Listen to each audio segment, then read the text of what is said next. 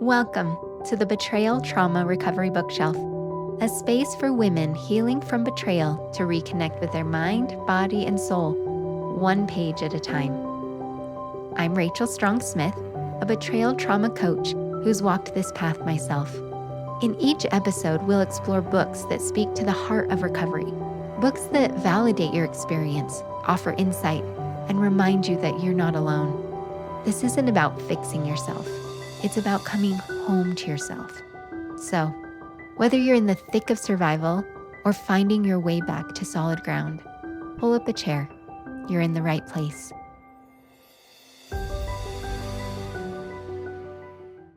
Hi there. Welcome back to the Betrayal Trauma Recovery Bookshelf. I am on my own today. We've had a lot of great interviews lately. I am circling back to a book that I interviewed the author Tammy Gustafson for. Broken to Brave is the book. And I wanted to put in just my own thoughts and reviews about this book. It is coming out January 27th. You can still pre-order it. I'll be sure to put the links in the show notes. And I just wanted to just highlight a few of the parts of the book that really stood out to me. So let's dive in. Tammy Gustafson's book, Broken to Brave. I want to look at phase 2. She calls it the rumble phase. I'm going to read a quote from hers. This is talking about this long, messy middle of phase 2. And it is an underappreciated, misunderstood phase. Very much so misunderstood. So here's what Tammy says. Everything is uncertain. You're not sure if you're going to stay or leave. It's common to wonder if you will ever heal. You may be observing your partner and waiting to see if he's going to do the work to get sober and heal.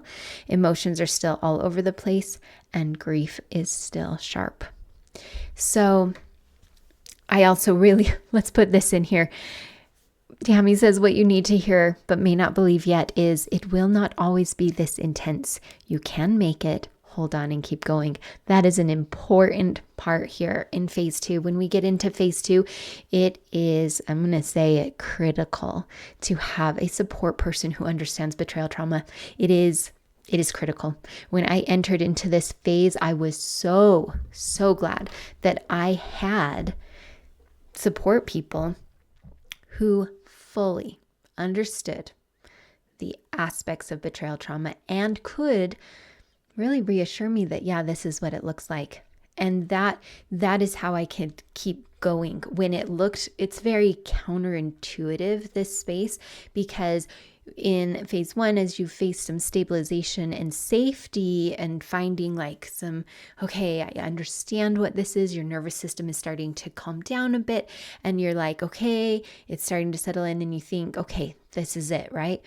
And then bam, you're hit with a lot of emotions and it's like, what is happening? A lot of times these show up, we'll get more into the emotions, but especially the anger and the grief, those two, and they're intense. So they come at you and you say, am I right back in the beginning? And this is where it's very counterintuitive and paradoxical. Actually, what's happening is you have gotten a little bit of safety and stabilization inside of yourself. You've gotten, maybe there's some boundaries, maybe there's enough safety and you're feeling like that. And that's actually when it starts coming because your body's like, okay, I think it's safe to process this. And so it can take you off guard because you're thinking the next stage should be, you say easier, I don't know, less intense. It's very counterintuitive because this is meaning that you're healing, but it feels like I'm in a worse, with a quotation, place than I've ever been in, right? So let's talk a little bit about these feelings. Let's start with that grief. So the grieving process this is where that healing process of grieving really comes in. In the grieving process, that is the healing process. In fact, Tammy says that the grieving process is the healing process. And so it again, grief hurts so bad. So it's like, how can this be healing? Right. And if we look at physical injuries, let's look at that. So, y'all know the story by now. In fact, we are coming up almost on the year anniversary of that. I shattered my elbow. On video, you can see. No, you might not be able to see. Anyway, I got a scar. Where is it? Right in there. You can't see it. Oh, kind of. Anyway, I've got this scar because I shattered my elbow. I was ice skating. I fell backwards. This is good for me just to revisit this trauma about a year out now. So I shattered my elbow. I mean, I've never experienced such intense physical pain. It was excruciating. And so I did, all the tests and everything to find out what was happening. And sure enough, it was shattered to the point beyond repair. And so I needed a replacement head on the radial head of the one bone. I've learned a lot about elbows. I guess not enough, but there's a little bone that's the radial head. So I needed a full replacement because there was no way to cast that and then have that heal. So I get surgery. Okay. And right, that is the healing process, was to get the surgery, to get my, cut into and get that replacement. And, part of this story is not typical, but I woke up and my pain medication didn't work for me, which is another story. But let's just say I was in intense pain, and that was my road of healing. Like the surgery was actually helping me heal, even though it was incredibly painful. And now I'm on the healing journey for that, right? Another phase of physical healing. So I get through the initial, few weeks where the pain is intense from the surgery. My skin, my flesh heals up, things, okay, now it's bone is getting healed, and the radial head is taking, everything's fine. And then it's physical therapy time. And I'm just going to tell you, that was incredibly painful, and it's on the healing process. It's in the healing journey. And so having people around me, like my surgeon and my physical therapist, when I said, what is this? What is happening there? Yeah, this is what it looks like to heal an elbow. Part of my physical therapy was, and I don't have full range. Again, video, you can see.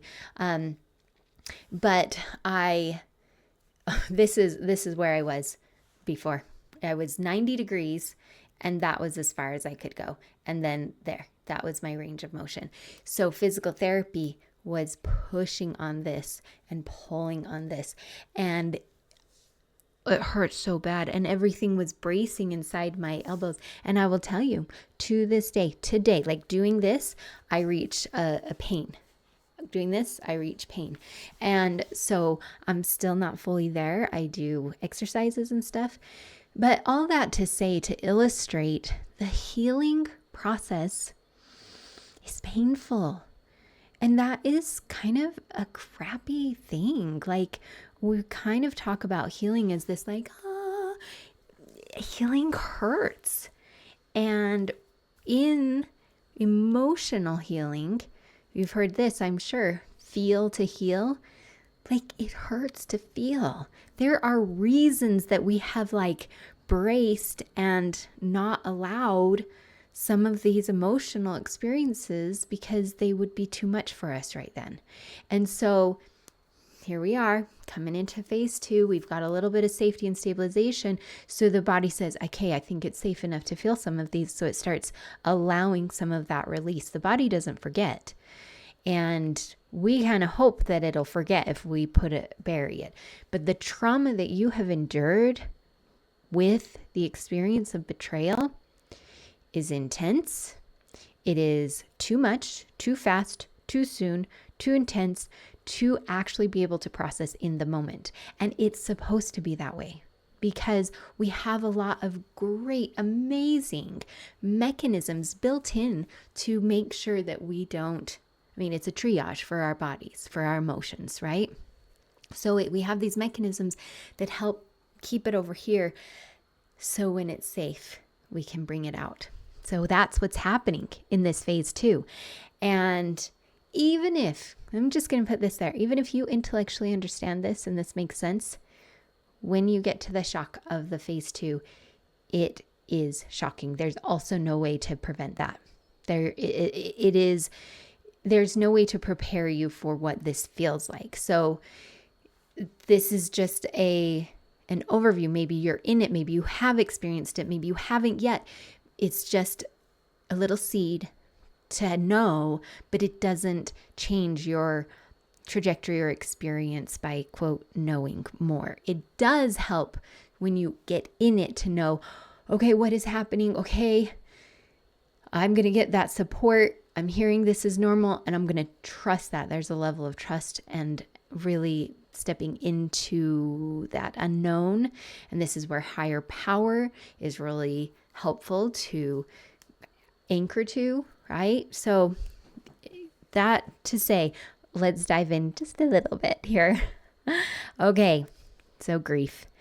The feeling of grief is a very visceral experience. And I'm sure you've heard of the stages of grief. We're going to go through those. Tammy goes through those and talks about them. So I'm going to overview them here. This is a shock and denial, anger, bargaining, sadness, and acceptance. And these are not linear. They come at different times. They are part of the grieving process. I also call it an acceptance process because when you're grieving, you are grieving what is and accepting the reality of what is. And so let's talk a little bit about denial, shock and denial. Tammy says that these are very physical feelings. This shock, it can appear in the form of shaking, racing heart, muscle tension, nausea, and more even. Tammy says denial might be the experience of numbness, lack of emotions, distracting behaviors, and the like. Again, this shows up in that phase 2. So you've also got maybe some numbness, and you're like, wait, what is happening? I thought that I was starting to get present, and maybe it hits you with some numbness, right? All right, let's dive into anger. I mean, we've got an entire series on betrayal trauma anger with Dr. Hollenbeck's book that take a look at that too. Man, the anger is an important emotion to experience, and it is part of this. And that is exactly what Tammy says. I'm just telling you, I really, really like this book.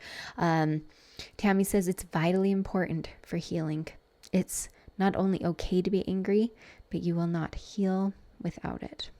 And I agree with that. I have seen that in my own life. I've seen that in the client work that I do. And it just is. It's part of it. Tammy did a study and talked about some specific themes that came out of the study, the survey, and of kind of what do people think about anger. And one of the first themes is that anger is dangerous. And then let's talk about, I'll just name some of these. Anger is not acceptable and should be suppressed. Anger could only be expressed by some, usually parents or authority figures. And so maybe this is a good time to consider, what are your beliefs, thoughts, conditioning about what anger is. And that is, before we even can feel the anger, there's a lot of work to be done around what anger is. What does it mean? What does it feel like? And as I went through my own journey of recovery, and that anger hit hard, and this is, let me just tell you a common thing that happens. I thought I'd be more angry about this, but I'm not. And you're going around and you're like, oh, I think I'm going to get through this without a lot of anger. There's a little bit. And then you're like, huh. And then bam, hits you in the middle of the face. And it's like, oh, I am so angry. And the anger it is a visceral feeling. It is very intense. It is very body oriented. And So I just want to normalize that it can just come, and there it is. And I remember exactly when mine really hit. Anger that I'd never experienced before. I'd had some anger around things and but then I got this. I mean, it was the injustice of it, and I think I was finally coming to terms with that this is the most unfair thing that has ever happened to me. And the man the anger of what happened, the loss that I've experienced, the decades of this, the not even knowing my own reality, like all of this. And so I called my support person and just said I was angry, and felt it.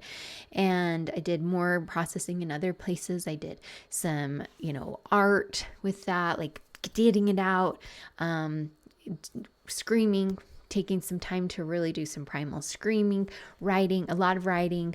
There was a point where I was like, is it bad to be angry? So I'm challenging those thoughts. I'm like, there's been so much voices around me that say anger is bad. And then even inside, like, no one's going to like you if you're angry, and don't be, mean or blah, blah, blah. And so I looked at that, and I really communed with my higher power. And I was like, so is it bad for me to be angry? Like, and with religions, like, don't be angry. Like, that's a message I absolutely got.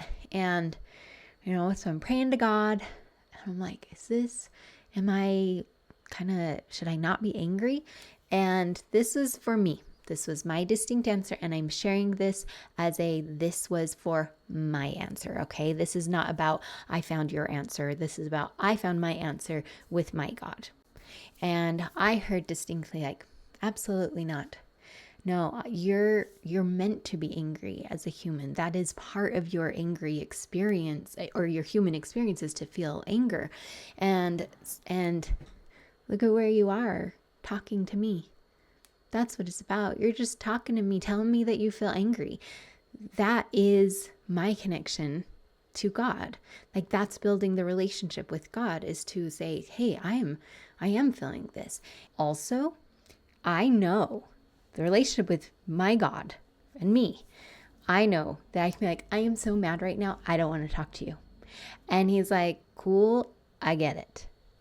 Again, this is just my experience with my communing with God.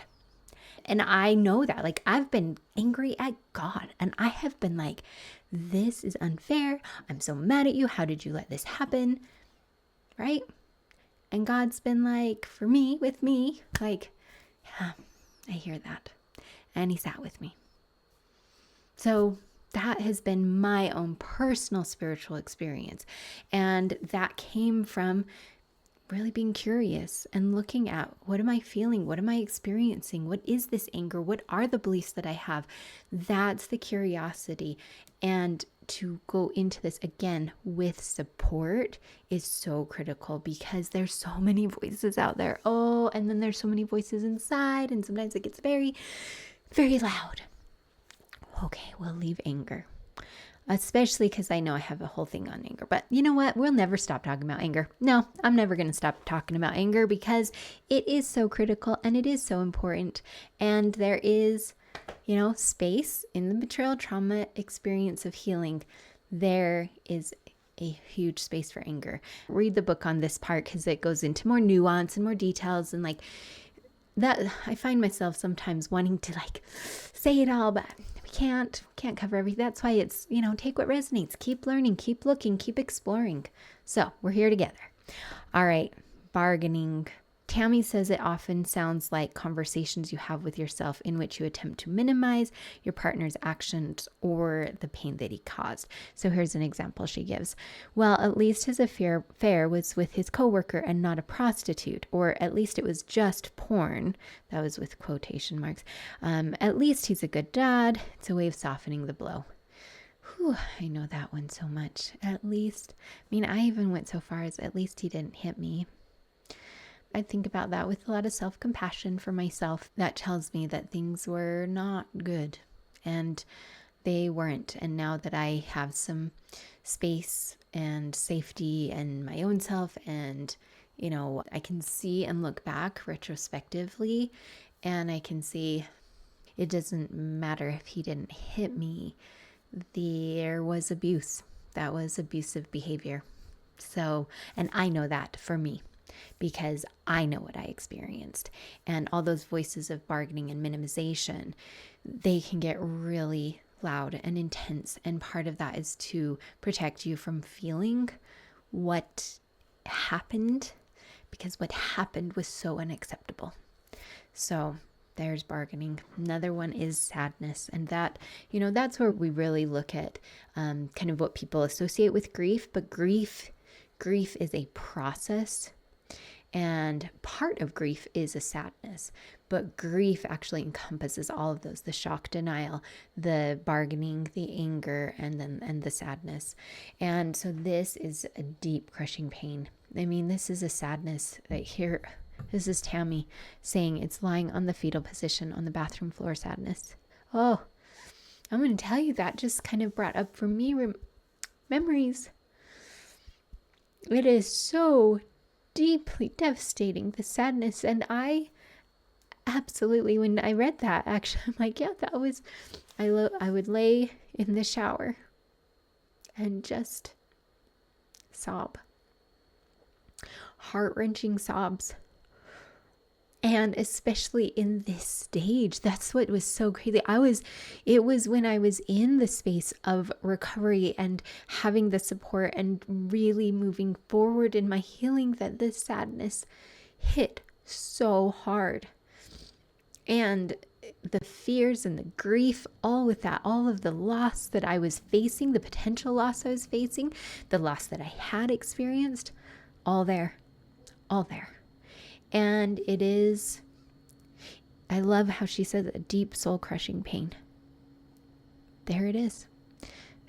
And she says, it won't always hurt this bad. Oh, keep going. Showers are optional. Do what you need to do to sleep and eat. Feed your kids mac and cheese is fine. Just keep going.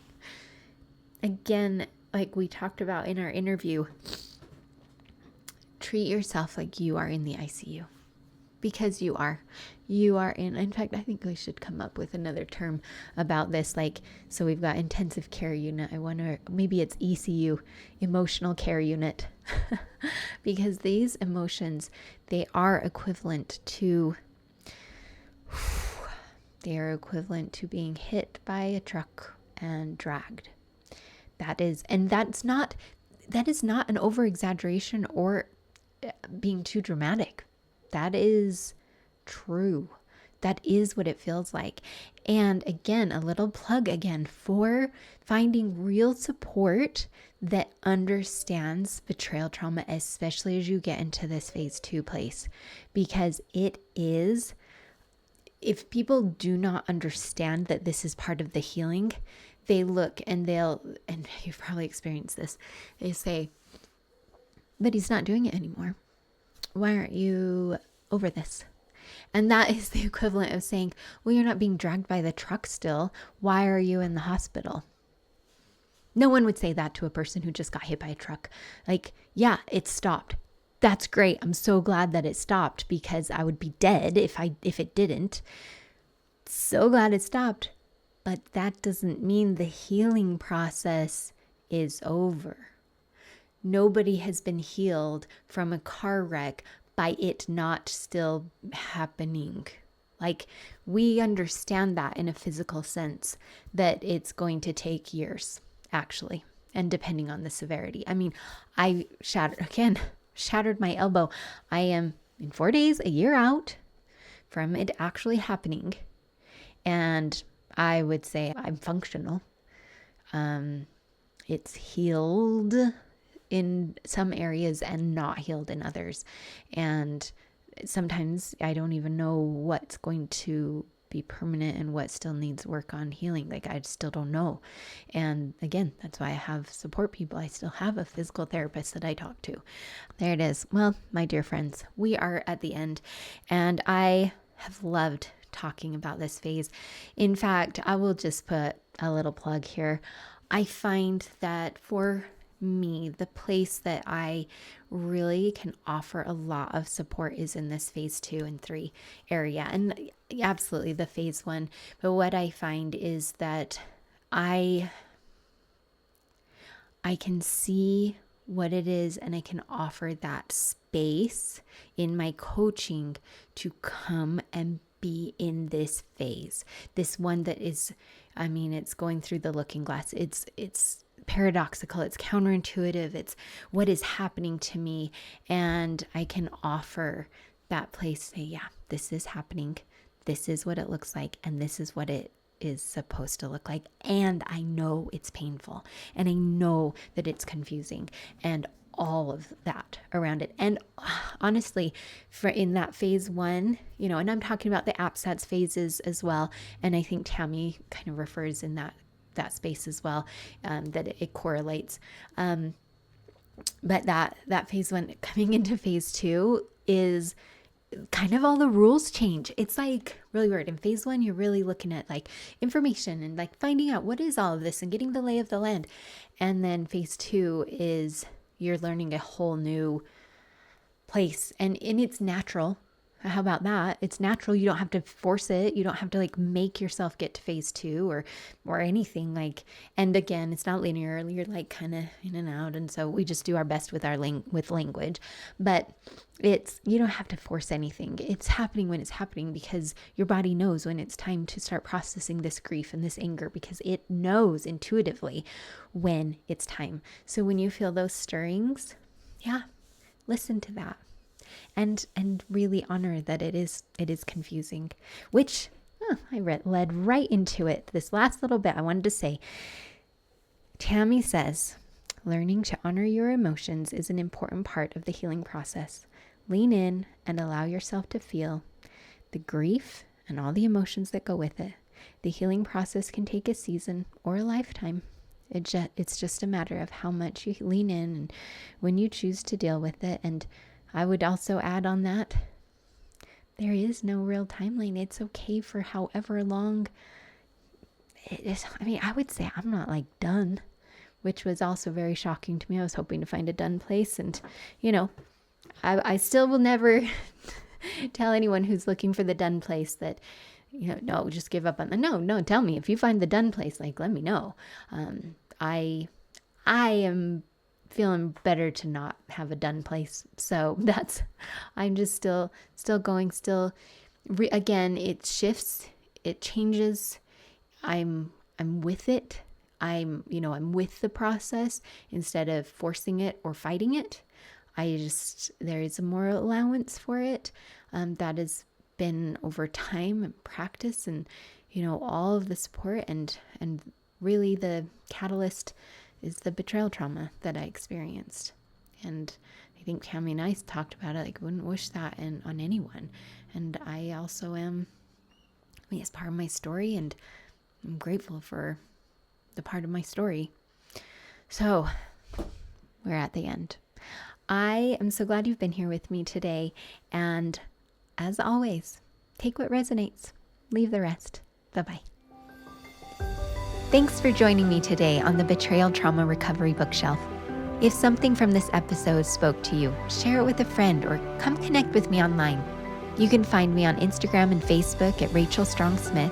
And if you want to go deeper, sign up for my email newsletter, where I share grounded support, personal insights, and practical tools to help you reconnect with yourself. Remember, healing isn't a straight line. It's a spiral, and every step towards yourself matters. So, until next time, take gentle care.